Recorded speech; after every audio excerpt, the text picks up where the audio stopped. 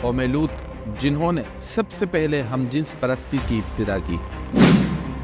قوم لوط کی طرف شیطان نے کس عورت کو بھیجا تھا؟ اس عورت نے ایسا کیا کیا جس سے قوم لوط کی عورتیں بھی ایک نئے گناہ میں مبتلا ہو گئی؟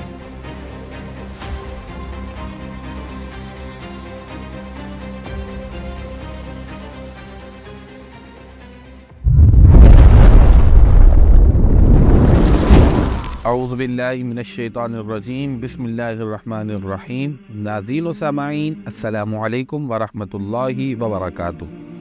شیطان اللہ کا نافرمان اور بنی آدم کا سب سے بڑا دشمن ہے، جو مختلف طریقوں سے لوگوں کو دھوکے اور فریب میں مبتلا کرتا رہا ہے۔ شیطان صرف ایک مخلوق نہیں بلکہ ابلیس کی ایک پوری نسل ہے اور اس کے بے شمار اولاد ہیں۔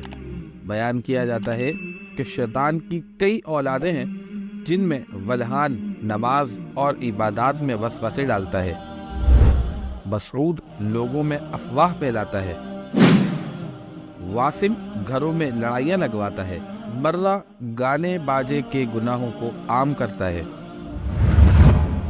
اور اسی طرح ابلیس کے کئی بیٹے اور پوتے ہیں جو مختلف کاموں پر مقرر ہیں۔ شیطان کی ان اولادوں اور ذریت میں ایک نام لاقیس کا ہے۔ لاقیس دراصل شیطان کی بیٹی ہے جسے ابلیس نے ایک خاص ڈیوٹی پر مقرر کرتے ہوئے قوم لوط کی طرف بھیجا تھا۔ قوم لوط دراصل تاریخ کی ایک طاقتور اور مالدار قوم تھی جو سدوم کے علاقے میں آباد تھی۔ یہاں سرسبز و شاداب وادیاں تھی۔ ابلیس نے اہل سدوم کو اس طرح گمراہ کیا کہ شیطان ایک دن انسان کی صورت میں سدوم کے لوگوں کے پاس آیا اور اس نے ان لوگوں کو آپس میں ہی مردوں میں غلط کام کرنا سکھایا۔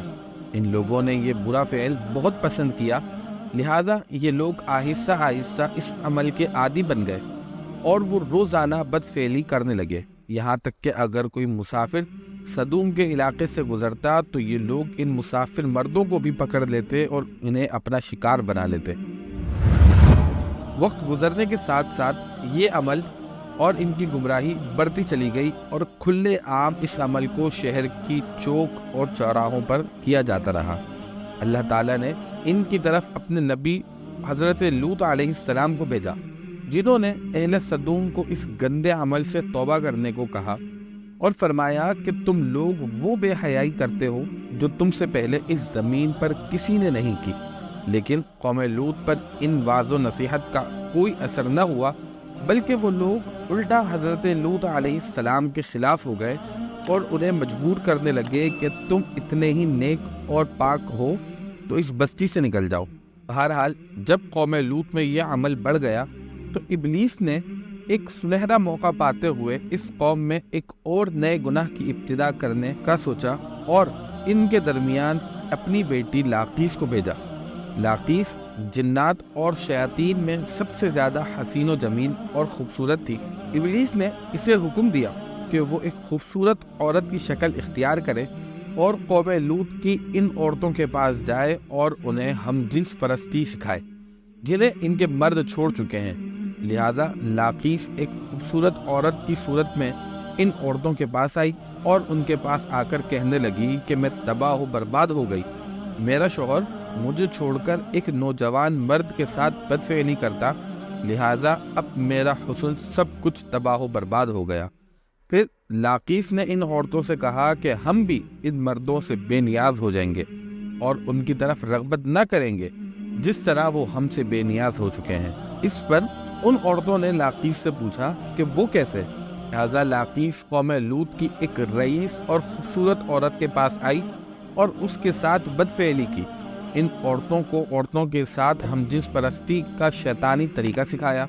اس رئیس عورت کو یہ عمل بہت پسند آیا، لہذا وہ عورت سدوم کی دوسری عورتوں کے پاس گئی اور ان سب کو بھی اس طرح کرنے کو کہا، اور عورتوں کے درمیان ہم جنس پرستی کے اس طریقے کا آغاز ہوا۔